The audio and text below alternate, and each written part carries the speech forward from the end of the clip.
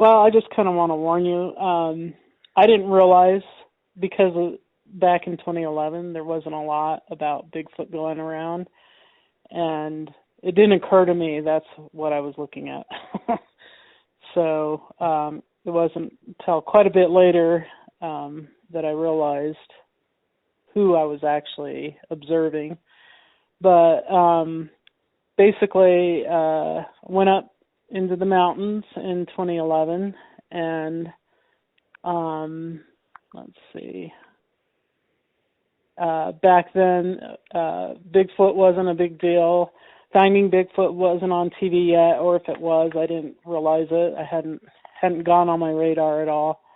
I'm just kind of a overworked computer person that needed to get away for the weekend, and it was a long weekend, so it was worth it to drive up there. It's about 2 hours away. And Bigfoot wasn't on my radar, and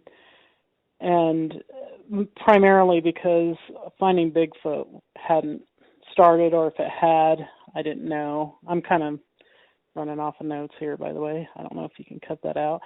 But I had seen In Search Of, so I did believe that they existed because I had seen the In Search Of episode with Patty, and so I was pretty convinced.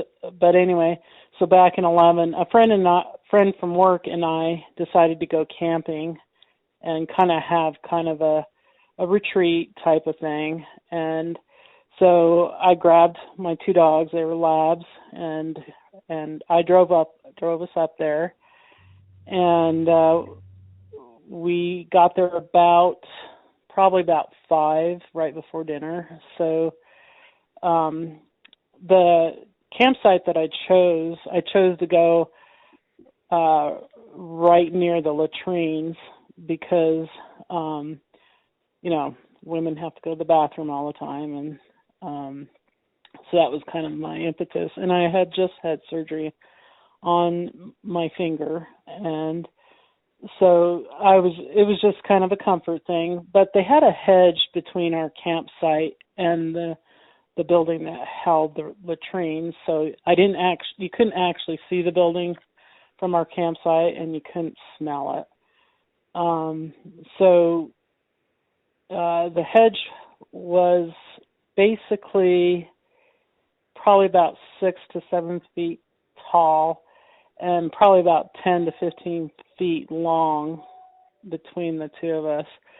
So in between us and the latrine, sorry. And so when we got there, that was the first thing I did was I went to visit the bathroom, and instead of going the long way around down the campground road to it, I thought the quickest way would be to go around the hedge and then I'd be there.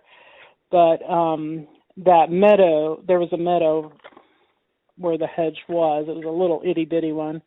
Was full of cow manure. As many of us know, the Forest Service allows ranchers to bring their cows into the forest to get free range and to get a lot of nutrition. And it was a really good winter, so they just keep them there all summer. So there's a whole bunch of manure. So I had to pick my way through this little meadow to get to the latrine, and then on the way back I went ahead and there's a reason why I'm telling you about this, because I really got to know that meadow pretty well, is kind of my point. And so I came back, and my friend had set up the tent already that we were going to stay in, and was talking to our neighbors that were staying in the campsite across the street from us. And it was a family of 4, a man and a wife, and their 2 young boys. One was 2 years old and one was a baby. I don't even think it was a year old. And they were all cute, and we talked, and the guy let us know that he'd watch out for us. He had our back, and so that was a little bit nice, but we really didn't need it because both of us were experienced with camping. But anyway, so I kind of thought some of that manure that was in the meadow might have been bear, but I'm a city person. I don't know what different scats look like. And so it was just kind of a feeling that maybe some of that was bear. So I was a little bit worried because I did have this surgery, and I'm sure there was kind of a smell to it. So anyway, I decided to make sure I'd lock the food in the car when we weren't eating and different things like that, so we wouldn't attract anything to us. So anyway, I got our campfire going while she assembled our food for dinner. And right after I got the fire going, I noticed in the meadow, all of a sudden there was a tree there. I didn't remember the tree being there earlier, but I don't always notice everything. I'm kind of in my own little world a lot of the times. And it was a pretty tall tree, and it didn't have any limbs on it or anything. So in my head, I kind of decided that it was probably a tree that was hit by lightning and had kind of burned down a little bit. But it was getting dark. I really couldn't, tell much about it, and I wasn't really interested. I was more interested in eating dinner. So anyway, we went ahead and cooked our dinner, and I got the dogs all situated. And then, let's see. Well, we talked and ate, and but I kept an eye on that tree because it still didn't make sense to me that all of a sudden there was a tree there. But we cleaned up, and I stowed things in the car, and we kind of decided that we would go ahead and hit the sack. It was a Friday evening. We had both worked a full day and then drove 2 hours to the campsite. So we were pretty tired, and so she went ahead and went in, took one of my dogs and went into the tent, and I took the other dog and decided to go to the latrine again. And I wanted to go through the meadow again because it would be really quick, unlike the road. And so, but because it was now dark, I had to wear a headlamp and look at the ground. So I really wasn't looking forward as I was walking towards through my path. I had to pick my way through this little meadow so I could avoid stepping in anything and make sure the dog didn't step in anything, because if she had, I didn't want to have her in the tent with us. So I wanted to make sure that we would have a clean night. So at one point, the dog kept trying to pull me the other way, not towards the latrine, but back towards the tent. She didn't want to go with me, but I kind of made her go. And then and we got towards the point where the tree would be, where I had seen it, and the dog yelped and jerked me through the hedge. And so I didn't even get to go around it. She pulled me through the hedge. And about the same time, I heard someone say, "Oof," and it startled me. And I looked around. I was expecting the tree to be there. The tree was gone. I didn't see it. Anyway, she kept pulling me in the other direction, so I went ahead and went into the ladies' room. And then on the way out, I decided I was going to go along the street because I did not know why that tree all of a sudden wasn't there. And I did take a quick peek before I made my turn and saw the tree still wasn't there. So I ran down the campground road, and I kind of got disoriented, and she did too. She ended up behind me. Usually the dog is out in front of me running because we're running partners. We were anyway. She's gone now. But she was running behind me, and both of us were kind of having trouble navigating toward our tent. We could see it, but it was we were just kind of a little off kilter. But I kept running, and I ran as fast as I could. And like I said, at that point, I had been running probably about 3 miles a day, so I didn't have any trouble running. But anyway, we dove into the tent, and I turned around and looked at the end of the hedge because you could see the hedge from the tent, and the tree still was not there. So I don't know what happened to the tree. So I convinced myself that I probably was wrong, that there was a tree there, that I don't know what was going on. It really didn't matter to me. I just wanted to get on with our conversation she and I were having about different things, and it was kind of interesting to me. So we got in our tent, and let's see.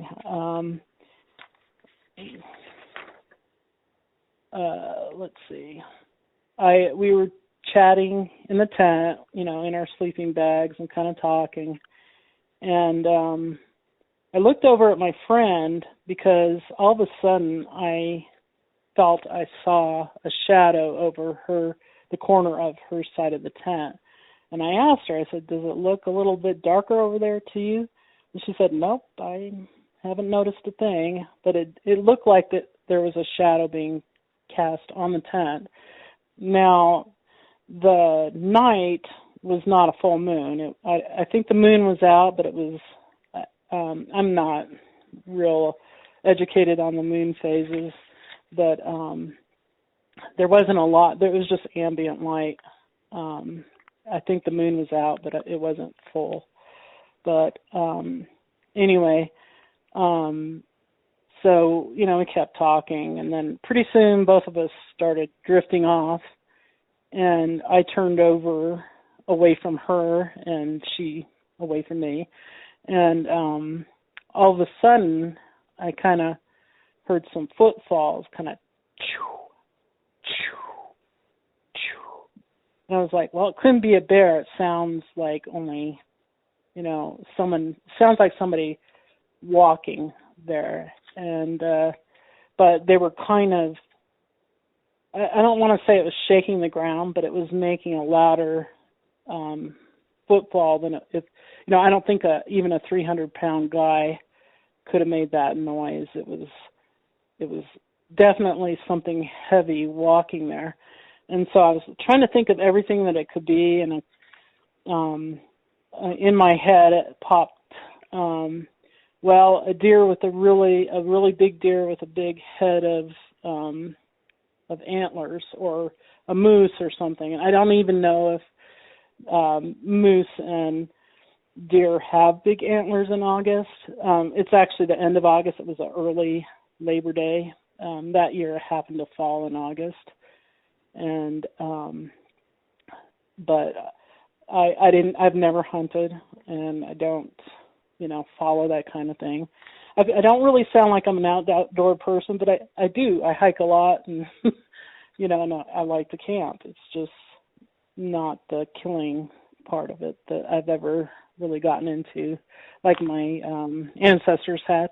So anyway, so I heard these footfalls coming closer, and I'd say maybe about 5 or 10 feet.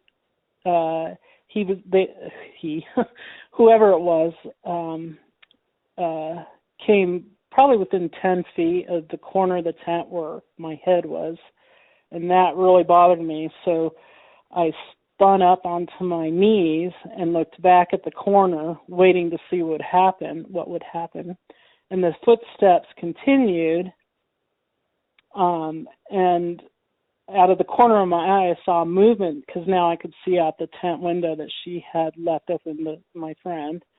And there was a guy standing out there on the road, the campground road, looking in the tent. And I was just really appalled. You're not supposed to look in at people in their tents. That's common etiquette that people don't do. And it kind of PO'd me. But then the footfalls kept coming closer to the tent. And then the final footfall landed on the tarp that she had put under the tent to keep it dry. and it stepped on the tarp and realized it was making a lot of noise. This is my interpretation, and dragged its foot back. It went, and I was, well, I don't think a bear would care if, or a raccoon would care if, it walked on a loud tarp like that. Why would that? It just didn't make sense to me. This whole thing wasn't making sense. It wasn't logical. And so there was kind of a pause there, and I said to her, I said, there's a guy out on the road. I said, I think somebody might be trying to mess with us. And she goes, oh my God. So, and then all of a sudden I heard this sniffing along my side of the tent. It was deeper than that. I can't really reproduce it, but it was, and it's like, whoa. And it didn't sound like a bear. Everybody knows the huffing that the bears like. It wasn't like that. It was actually breathing in and smelling. And then it got to where my hand was that had the surgery, and it sniffed extra amount and then just blew its air out of its lungs. Whatever it was, I don't know what would have cared besides a bear who would like to eat somebody who might make a good meal. And we do have mountain lions, but they usually do not come into campgrounds. But bears were actually, that season, were pretty prolific. But it just did not sound like a bear. And the funny thing is, the dogs didn't budge. They didn't bark. They didn't get up, or anything. They just were, one was asleep and the other one was trying to sleep. And because they didn't freak out, I think that's why I didn't freak out. But anyway, then the thing that exhaled walked away into the meadow from our tent. And she said, look out. And I said, oh, good, it left. I said, what do you think it was? And she said, I think it was raccoons or skunks or something. And I said, well, we would have smelled either one of those. And I did not smell that. And she said, is the guy still out on the road? And I looked out the tent again, and the guy was gone. So we kind of sighed relief, whatever that was, we don't know. So we settled in again and stupidly started talking to each other. If I had a brain, I probably should have gotten out of the tent and looked around. But, excuse me, I was kind of almost asleep anyway, so I was really ready to just go ahead. But we were talking, she asked me what the guy looked like, and I said, well, it looked like a guy from high school, and he had long hair and a beard. And, and I felt like he kind of had a smirk on his face, but not really. It wasn't, it was a friendly look to it, is all I can say. But I knew it wasn't the guy because I went to high school back east, not where I live now. So, anyway, so one thing that kind of stuck out about the guy is, his chin sat on his sternum, which is the bone between your clavicle in your chest. And, I hadn't seen that in somebody before, except for runners or soccer players that run a lot. When they run, they kind of will lift their chest and put their chin so they can breathe. And so that I was kind of thinking, well, it's a soccer playing guy that ran up the road from the closest town and decided he wanted to mess around with some innocent campers in a campground. This is the justification that was going through my head. But anyway, so what I did was I was still on my knees, so I looked back and I noticed the dogs weren't using their sleeping bags. So I took their 2 sleeping bags and mine, and I kind of wadded them into a pile, and I laid, and then put that on top of the mattress, the blow mattress that we had, and laid on my stomach on it. So, and it kind of propped me up high enough to where I could see out the window. I couldn't see directly out, but I could look up and out, and kind of keep an eye out, and see if the guy returned or something. And I don't know why I thought to do that, but I decided to do that. And so I fell asleep with my face kind of propped up facing the window, and she fell asleep too, and the dogs were asleep. Probably too much detail here, but anyway, all of a sudden I heard the handle on my car jiggle, and I was just almost asleep. I didn't want to wake up again. So I kind of slipped my eyes open, and, it made me slip my eyes open, I should say, because I was like, oh man, I'm glad I locked the car, is what the thought was. And I looked out the window, when I slipped my eyes, I could see out the window, and there was the guy again looking through the window at us. And almost the same position as he was earlier in the evening. He was looking again. And I didn't really panic at that. I was just wondering what his problem was. Why was he looking through there? And anyway, I kind of drifted back to sleep, thinking about why this guy managed to run up the road. I don't know why it didn't occur to me that he could have drove there, because I drove there. Why, but I didn't hear any cars. He was just there all of a sudden. And at this point, I hadn't connected the thing that walked on the side of the tent with him, the guy on the road. To me, there were 2 separate things that happened. And so anyway, I kind of fell back to sleep after seeing. I didn't feel threatened, so I guess I just fell back to sleep. And then I heard the plastic tablecloth that I had left over a box on the table, and inside the box I had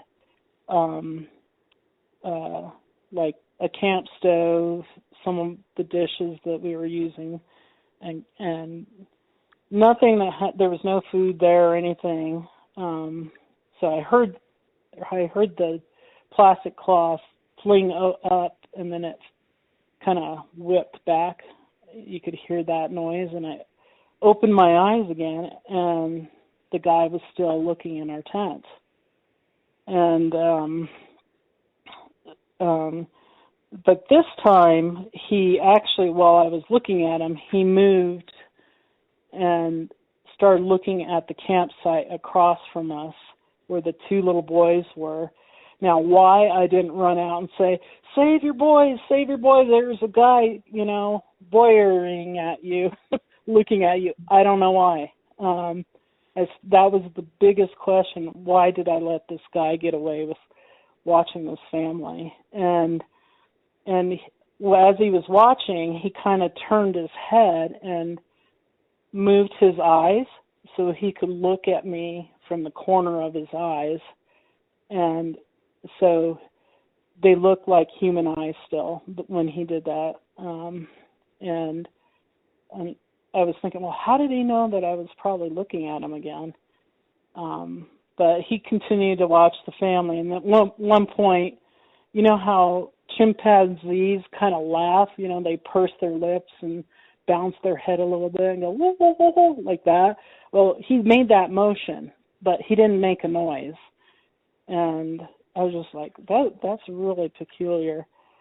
And then I saw, while that was happening, I saw a kind of movement to the right, and I realized there was another form looking in the tent window on the right, from the right. Only I couldn't see that form at all because it was in the shadows. but I saw the movement, and so I knew something was there. And then, let me see. And it was about this time that the family decided, this is my take on what they were doing. They probably were ready to go to bed. It was pretty late. It was probably midnight or something. And they walked, they got on the campground road and started walking to the latrine, and I didn't see either form then. The guy that had been watching them was no longer there. And the weird thing is, from my vantage point, the guy, the father, I could only see the top of his bald head. I couldn't see him. So that should have clued me in that the person that had been watching them was very tall. And I think I looked at him later, and he was probably about 6 foot, maybe a little taller. But as he walked by, I could only just see the top of his head. And of course, his little boy was chattering away. He was quite a chatterbox, and it was actually comforting to know that life was going on as normal. But and then they eventually came back, and I was kind of in and out of sleep now, and the guy showed up again. He was in the exact same spot he was before, in the same, looking at them in the same direction as he was before, and then I saw movement on the right again, and the only way I can describe what I saw was I saw block teeth, and I was like, what the hell is that? It looked like a Cheshire cat, but with human block teeth, a smile. And so I just had to watch it. And slowly around these teeth formed a head and everything. And when I could completely see everything, this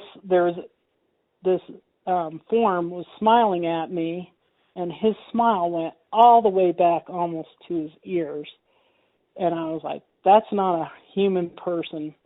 That's crazy. I mean, I didn't know what the heck I was looking at.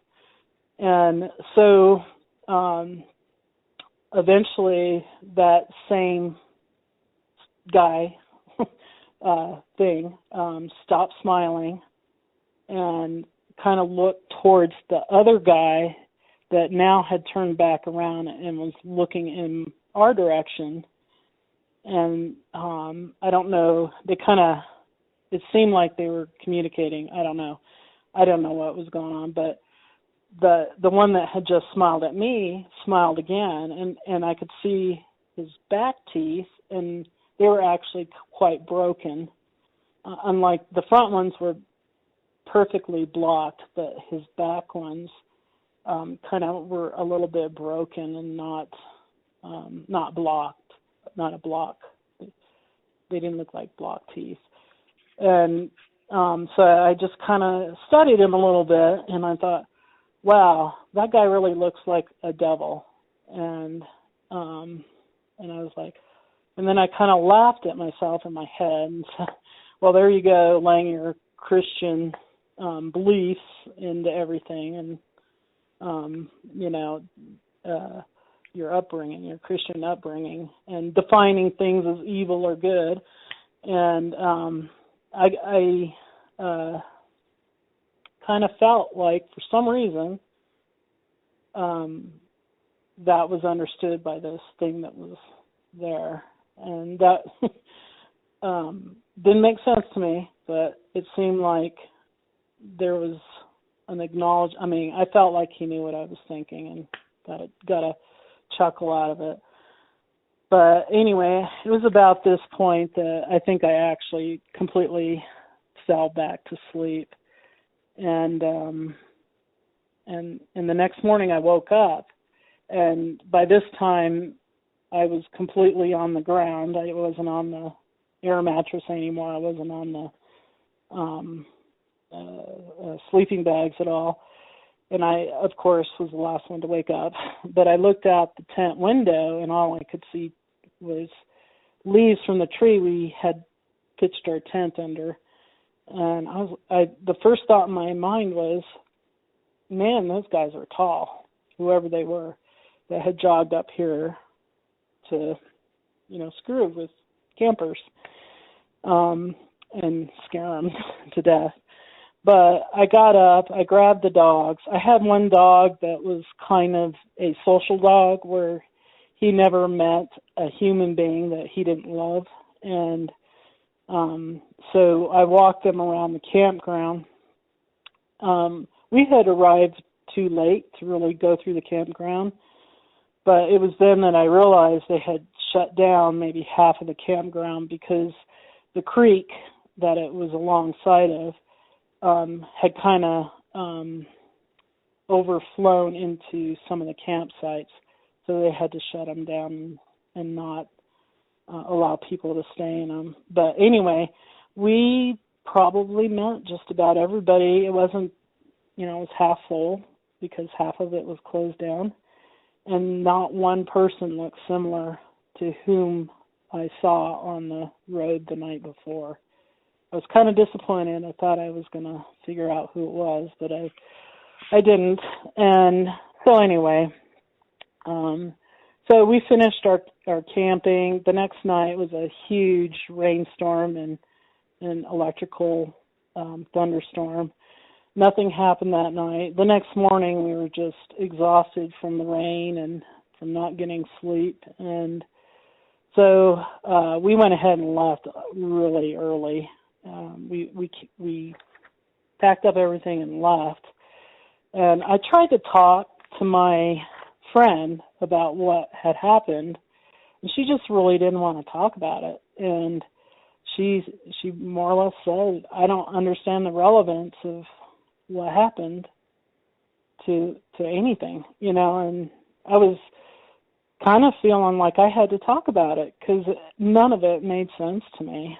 So anyway, the following days I kind of ran the events through my head and talked to a few friends, and the questions are, what or who were those people that I saw, and how could they disappear right while I'm looking at them and then reappear in the exact same position that when they disappeared? And why didn't I panic? Why didn't I try to warn, my fellow campground people? I don't know.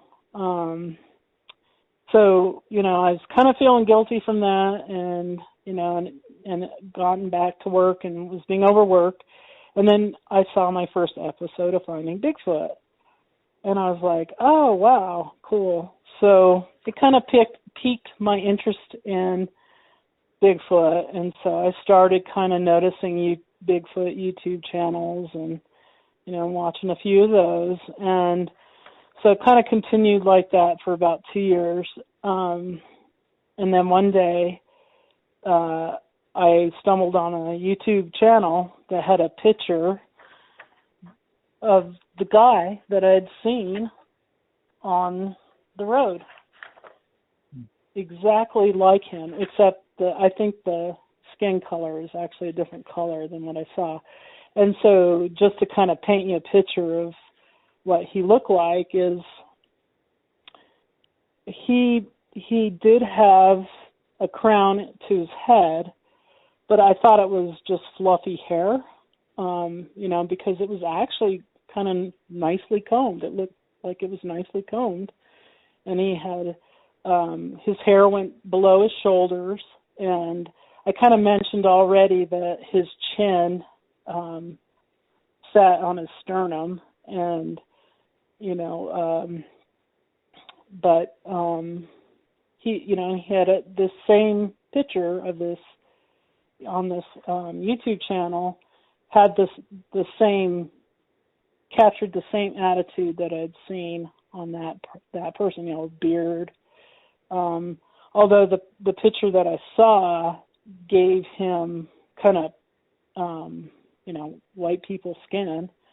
What I thought the skin color of the one I saw, I thought it was kind of a light gray. But since it was at night, I can't really trust that. I don't see very well at night. I don't see color very well at night. So I can't really, I couldn't say in a court of law what color his skin was. And because I was looking up out of the tent, I only saw his shoulders, and his hair and his face. And I looked into his eyes, and I felt he was fine. He did not make me scared at all. Now, the other one that I saw, and I think the other one that I saw, I have yet to see a picture of. Oh, one thing that I do want to mention, back on the other guy, the original guy, is he looked so human-like. His nose was like our nose. And his, a lot of times they show Bigfoot with big lips. He didn't have big lips. He had really they looked like chimpanzee or, just kind of small little lips that, went around. And like I said, he looked like he had a beard. He didn't have a lot of hair on his face, but he did have some at his temples. So if you were a guy and you went to the barber, your barber would probably shave that off.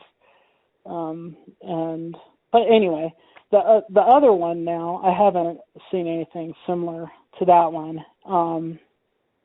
And he looked significantly different than the other one. And because he was in the dark shadows, I didn't see him as well, but I did look at him. And he, like I said, I already kind of described his teeth, and he had the same kind of lips, and his nose looked like a human nose, but his skin, I feel, was a lot darker than the original guy I saw. And I felt he was a lot skinnier too. In retrospect, I think he was younger than the other guy. But it was really hard. I saw what happened, everything all of a sudden made sense, and I couldn't talk to anybody about it. There was no one to talk to about it. And I talked to friends, and they were polite and listened, but once I talked to them maybe too many times, they would cut me off and not want to talk about it anymore. I did have one friend that suggested to me that I go ahead and report it. Well, who do you report it to? I knew there was a BFRO, but it didn't connect to me that they would care, because here it was 2 years later. They like to get out there and investigate right away. And that was my impression of them. And so I did a little bit of write-up, and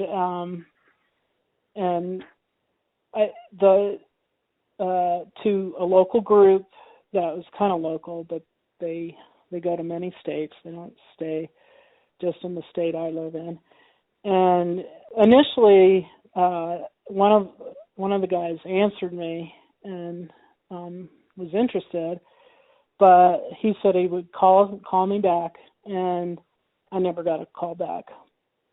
And I can't say I blame them, because it was kind of, 2 years later, who cares? And it kind of sounded suspicious to them, I think, that I didn't recognize immediately that it was Bigfoot, a Bigfoot that I saw, or a Sasquatch, whatever you want to call him. So anyway, so I've been kind of struggling with trying to deal with, my experience. Finally, my dog introduced me, the same dog that was friendly to everybody, introduced me to my neighbor, and come to find out that she had kind of seen one as well. At one point, she had probably, she was guessing, the bear that she thought she saw run up a cliff was probably not a bear. But back then, in those times, nobody really knew anything about the possibility of a Bigfoot. So, and in my state, surprisingly, nobody talks about it. But I know there's a significant number of sightings here. So, anyway, do you have any other questions, Charlie? Or I'm kind of done, I think.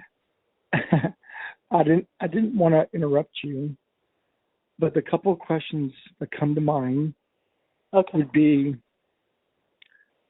the lighting and how far was it from you?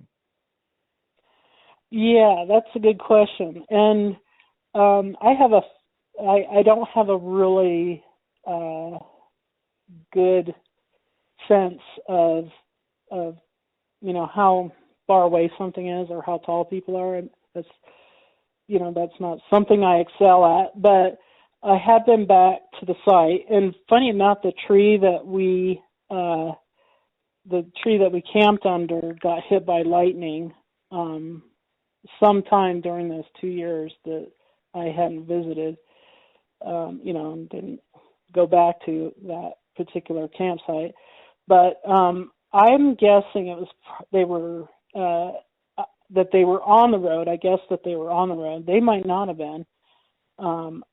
And I would say maybe anywhere from 10 to 20 feet from the tent window. I haven't ever been able to recreate it. So that's just my guess at this point. And the moon, you said there wasn't a full moon, but you think there was some moonlight. Yeah, if I recall, it might have been a quarter moon, and for some reason, that night was, it was enough for me, to see things. So, but I know it was not a full moon. Definitely was not. So. And there's no other light from the bathroom or any other source. No, the campsites had, some of them had their own lights. But and how far away was your nearest neighbor? Well, they would be just directly across from us, and I would say probably 20 to 30 feet away. They had a pretty good fire going, the family of four that I'd seen. They were certainly more well lit. They were younger and stayed up later than we could. And they had been there almost a week already, so they were pretty set up compared to us. So. Okay, and then, the question too is, you saw the faces pretty well, but the bodies, could you tell if they're covered in hair or did they have clothes on? Well, I couldn't really tell if it was hair, but the one that I could see the best, that was kind of more in the light than the other guy, it was he definitely looked like, if it wasn't hair, it would be dark clothes. But I know that it was a Sasquatch, so I would say, it was hair. Like I said, I noticed the hair on his head more than anything. It was quite nicely kept, but all I could see was probably the upper part of his shoulders. If he were a skeleton, I could see where his clavicle and all of that were, but I couldn't see below that. Okay. And you mentioned you didn't think Bigfoot, you did not follow Bigfoot prior. You had basically no knowledge of Bigfoot. So when you saw these individuals, they caught you off guard and you thought they were people. rather than Bigfoot's. Correct. Is that Yep. true? Okay. That's what I gathered from it. And I could see that because you're not expecting Bigfoots at all. You're not expecting a person standing there looking. And if it's dark enough, and it's pretty dark where they're just silhouettes, but their head and their face, maybe reflect more light because there are stories of their skin on their face, which is the only really spot they don't have hair, would reflect a little bit more light enough to see the face. So that way you could see the face and maybe the surrounding hair, but the rest of the body was just so dark, you just kind of thought it was of somebody wearing some dark clothing, so I could see that as well. Right. The main thing I did notice that was quite different was his chin rested on his sternum. I mean, I noticed that right away, and that was the main thing that didn't make sense to me. The chin was sitting on the chest. Did the chin have hair on it? Yes, it did. So I'm just trying to picture if, they say a lot of Bigfoots have no neck, so, and I've got reports in Kentucky of one where the individual saw it and the head looked sunken down. In fact, it's when he first saw the Bigfoot walking towards him, he thought it had no head because the head was kind of sunken down until it got closer, and he could tell that the way it was hunched over and coming towards him, the head was really low, like almost zero neck at all. So I could see that where having no neck and maybe the way it was his posture looked like the chin was on his sternum. And then when you said it disappeared, I wanted you to clarify, did it disappear as you're looking at it, or like when you looked away and looked back, it was gone? As I was looking at him. So you're looking right at him. Yeah. And that's a lot of why I didn't talk about it as well, because it didn't make sense to me. Go ahead, I'm sorry. So the one you're looking at, you had the clearest shot of. As you're watching them, you didn't blink your eye, you didn't look away. It just totally just vanished, so to speak. Right. Just kind of faded. Yeah. And there was no, when he came back into view, when he reapparated or whatever you want to call it, or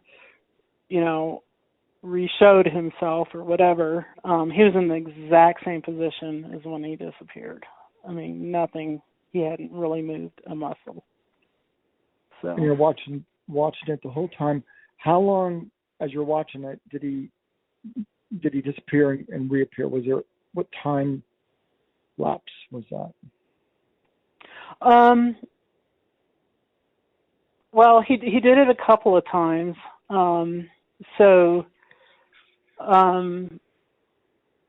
I would say, at 5 minutes, one time, and probably a lot longer than that. When the family had to go by him to go to the latrine,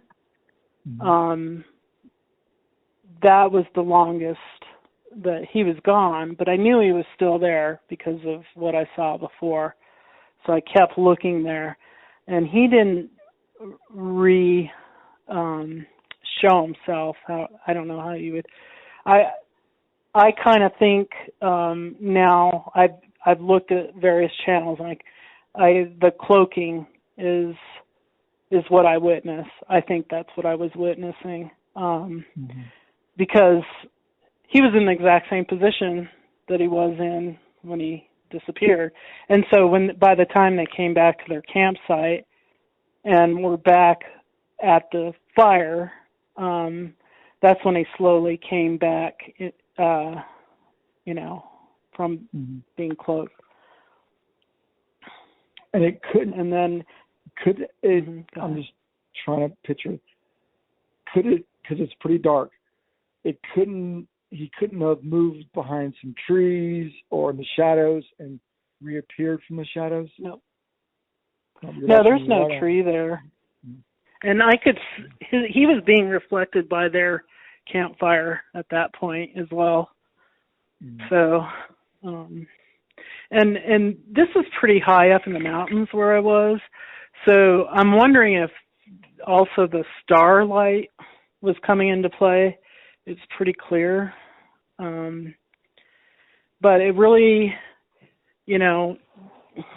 never made sense to me why I could see him, his skin was shining so brightly. It shouldn't have been able to do that. But I did, I think that a third one was standing at the corner near my friend casting a shadow on our tent.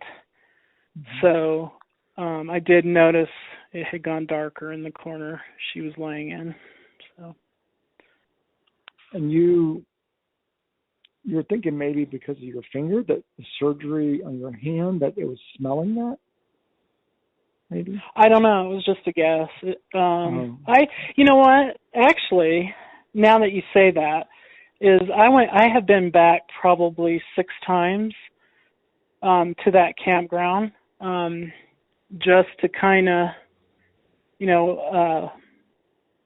revisit it.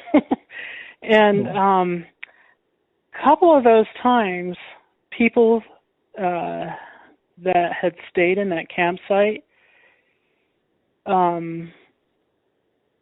like the last time, I still can see the face.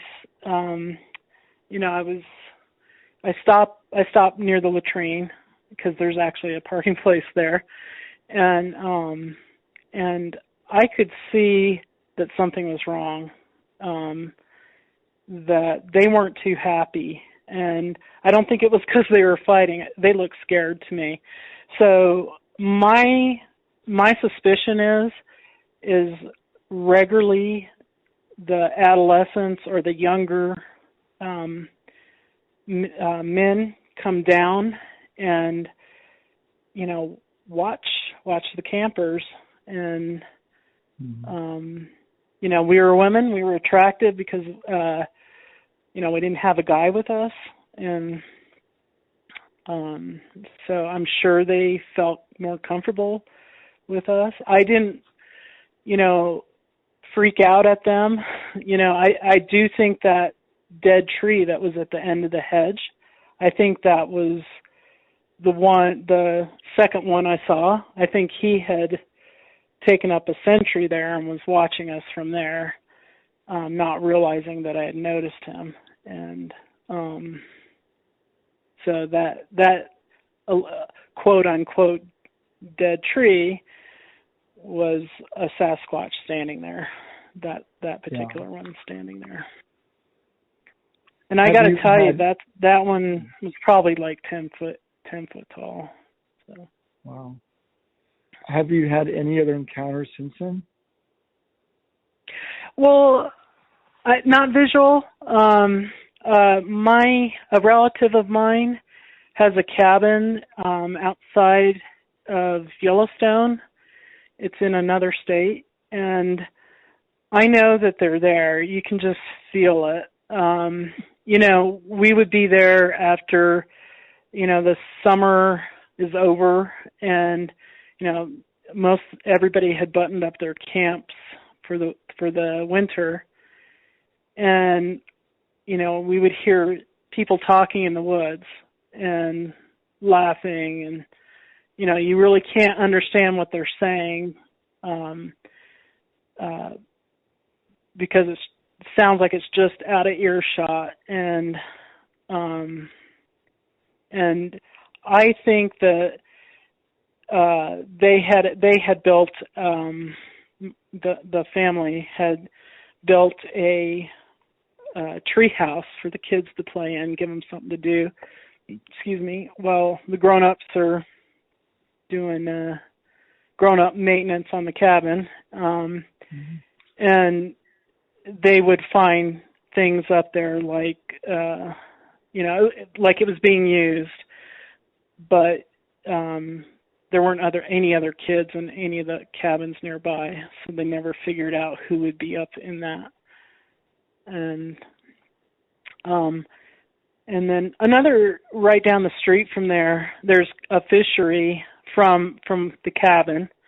There's a fishery there that we went down. It was abandoned by them. The state had closed it up and wasn't using it anymore. Actually, it looked like it was a federal one.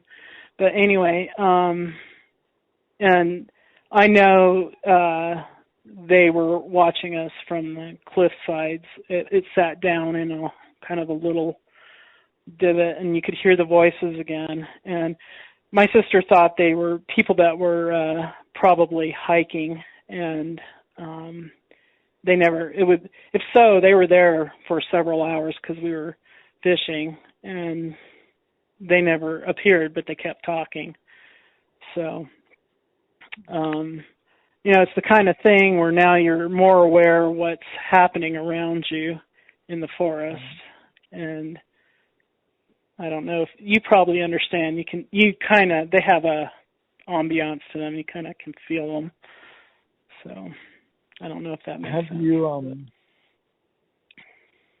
you've been back at the campsite. Did you actually camp in that campsite since then? No, never did again. Mm-hmm. No, and I've always meant to, but it just never worked out. Now, I will say I've been there probably about 4 or 5 times, just looking at it with various friends or by myself. And people I had at one time, again, parking the latrine area, a dog came running at our car, and I realized that his owner was close on his heels. He was having the dog sniff the area. So I'm wondering if there's other reports on that campsite. And actually, another important thing along the same,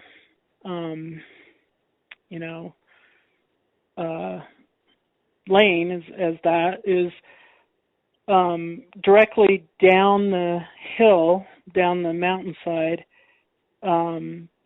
outside the forest entrance is a state fishery, and in a little town there. And I told you that name earlier. And I had noticed that, quite a few of the stores there had Bigfoot paraphernalia. And I once stopped at one of them and just to peruse it, because you just don't see that in my state at all, hardly. And I talked to the lady there, and she was actually a local, and she said that her father, her grandfather, and her brothers had all seen Bigfoots while hunting or hiking or canoeing, and that they were well aware that they were in the area. Well, I really appreciate you sharing your story, and I hope that one day you come to terms with it and have peace and feel confident enough to share it more, publicly. Or I know it's hard, especially telling people you saw Bigfoot and then also telling them that it cloaked. That's even more of a tale to tell for people who have not experienced it. But you're reporting what quite a few people have reported. I don't take a whole lot of reports of cloaking in Kentucky. Most of them are just visual sightings, and then the Bigfoot walks away or crosses the street or something. Not really cloaking, so to speak, where it's real obvious, where the witness is watching it and it vanishes right in front of them. So yours is unique to me and my experiences. But, we're still learning more about these things. We don't know what they are. The only thing I could think for you to do, which I would do, is go camp in that same spot again and try to see if it happens again. And, it would be wonderful to get some photos or video. If you had your cell phone or something, that if it happens again, you have your cell phone ready and just try to videotape it. Yeah. Well, at the time, it didn't even occur to me to pull out. I had a smartphone back then. It didn't even occur to me to pull it out. I don't know why, and take a picture. I guess because I thought it was a person. So. Yeah. But now I would, if I could, I would do it over again. But can't do that. So. Yeah. Well, that's exciting. You're one of the lucky ones. I know it doesn't seem like it, but that's an amazing encounter. I really appreciate you talking to me, and I hope more people will listen to you. And if you go on Vic's show, that would be great to share your story with Vic as well. Yeah, I really don't have that kind of aspiration. I mean, part of the reason why when I kind of talked about what I had seen one time, and when you win in Vegas, like a jackpot or something, all these people show up out of the cracks and everything, and they start rubbing you, and they're trying to get your luck. And that's a little bit, I kind of made the mistake one time. I don't know if it's a mistake. Now I don't kind of look at it as a mistake, but at the time I did. It's like, there was a discussion going on, what they look like, and some of the people caught on that I had seen one, and I kind of felt, a little bit inundated by the attention. And being a computer person, you're not used to, that much interaction. So that's kind of where a lot of that is. I see. I'm not special. I'm just a person. So. Yeah. Well, anyway. When your story gets out there more, and you'll trust me, in the Bigfoot community, there's two sides. There's one side that believes they're strictly flesh and blood. It's yet to be classified hominid, which is kind of what I believe, my beliefs. And then there's the other side that believes they are paranormal and they can cloak and mind speak and go through portals and so forth. And there's reports of both. There's a lot of witnesses that report both types of encounters. You don't know. Maybe there's a little bit of both too. Maybe there's a cross between the two. Who knows? But the more you report it, like your story, other people will come forward and they'll share their story. And then you realize you're not crazy. You're like, oh yeah, they saw the same thing I saw. I'm not crazy. Right. And I don't really have a side. I'm not a Bigfoot researcher. So I don't really have what do they call, a stake in the argument. Yeah. So I'm just telling you what I saw, and I think it is important that people know about it. So I do too.